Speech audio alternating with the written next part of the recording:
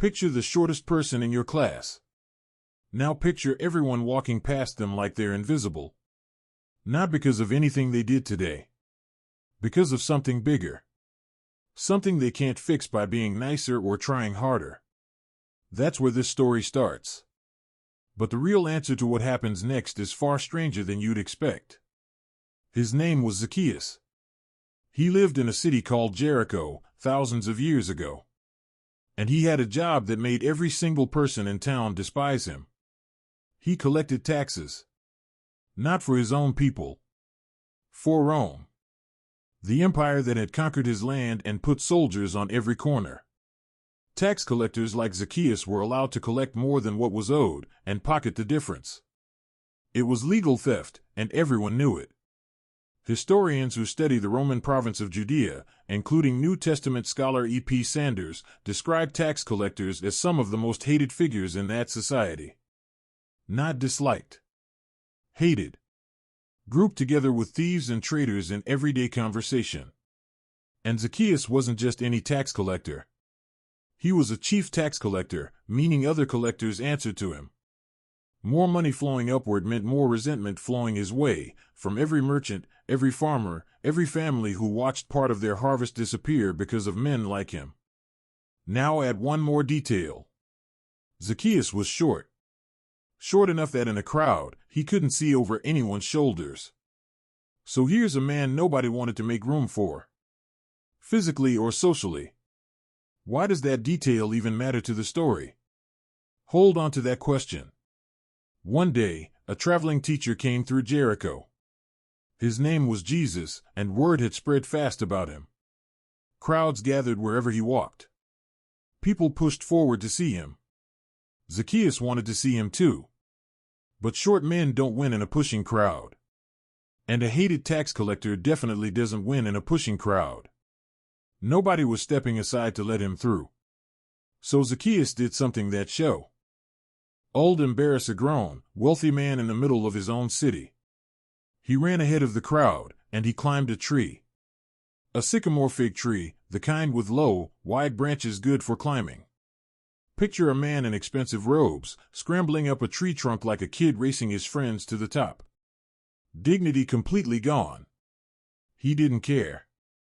Why would someone risk that much embarrassment just to see a stranger walk by? Here's the reframe.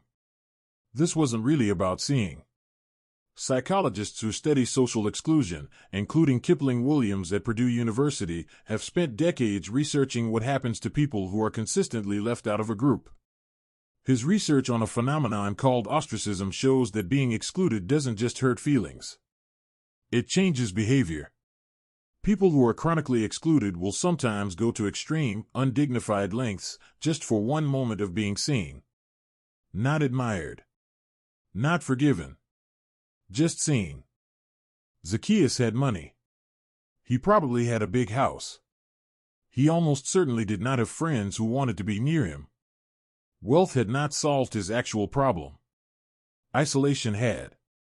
Money could buy a bigger house. It couldn't buy a single dinner invitation. So when he climbed that tree, he was chasing the smallest possible chance that, for once, someone might look up and actually notice him. Not his money. Not his job. Him. And then something happened that nobody in that crowd expected. Jesus stopped walking. Right under that tree. He looked up and said Zacchaeus' name. He hadn't been introduced. He simply knew it and said it out loud in front of everyone who had spent years pretending Zacchaeus didn't exist. Then Jesus said he wanted to stay at Zacchaeus' house. That day. Think about what that meant in that culture. Sharing a meal wasn't casual back then. Anthropologists who study first-century Mediterranean customs, including Bruce Malina, have written about how eating in someone's home was a public statement of acceptance and honor. You didn't share a table with people you looked down on. The crowd noticed immediately. They started muttering. Why would he go be the guest of a sinner? That was the question on every mouth in that street. Reputation wasn't private back then. It was public property. Choosing to eat at Zacchaeus' table cost Jesus some of his own standing. He did it anyway, in front of witnesses, with nothing to gain from it personally. Zacchaeus climbed down from that tree a different person than the one who climbed up it. Not because his bank account changed. Because someone chose him, in public, on purpose, with everyone watching. And here's the twist nobody sees coming. Zacchaeus didn't just say thank you and go home. He stood up, right there, and announced he would give half of everything he owned to people in need. And if he had cheated anyone through his tax collecting, he would pay it back 4 times over. Nobody asked him to do that. Here was no rule requiring it. He offered it, on the spot, in front of the very crowd that had despised him minutes earlier. Why would being noticed change someone's behavior that fast? Social scientists have found repeatedly that shame and exclusion tend to make people defensive and closed off. But genuine acceptance, especially unearned acceptance, tends to do the opposite. It opens people up. It makes them generous, not because they're told to be, but because they finally feel safe enough to be. Zacchaeus didn't become generous because he was punished into it.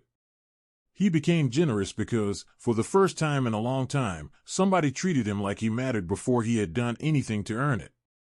Now here's the part of this story that quietly mirrors something in your own life. You already know what it feels like to walk into a room and feel like nobody's going to make space for you. A new school. A new job. A group chat you were added to late.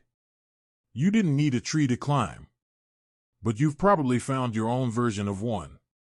Standing at the edge of a conversation, hoping someone glances your way. Small, quiet attempts to be seen. And you already know how it feels when someone actually notices. Says your name like they meant to remember it. Chooses to sit with you instead of walking past. It doesn't cost that person anything. But it can change how you show up for the rest of the day. Researchers who study belonging in schools and workplaces have found something almost identical to what happened under that sycamore tree. Small, specific acts of recognition, a teacher remembering a name, a coworker saving a seat, consistently show up as turning points in how people describe their own sense of belonging. Not the big gestures. The small, specific ones. The ones that say, "I noticed you," without saying anything else at all. Being noticed isn't a small thing. It's not a nice bonus on top of real change. For a lot of people, it's the thing that makes real change possible in the first place. Zacchaeus didn't need a lecture about honesty. He'd probably heard plenty of those already, and ignored every one of them. What he needed was one person willing to stop, look up, and say his name in front of everyone who thought he didn't deserve it. So picture that classmate again. The one everyone walks past without a second look. What would happen if, just once, you were the person who stopped? You don't need a speech. You don't need a solution to whatever is making them feel invisible. Zacchaeus didn't get a lecture, and he didn't get a plan. He got his name, said out loud, by someone who had every reason to walk past him like everyone else did. Maybe the biggest change you could ever cause in someone doesn't start with fixing them. Maybe it starts with something far simpler and far stranger. Just being the one who finally looks up.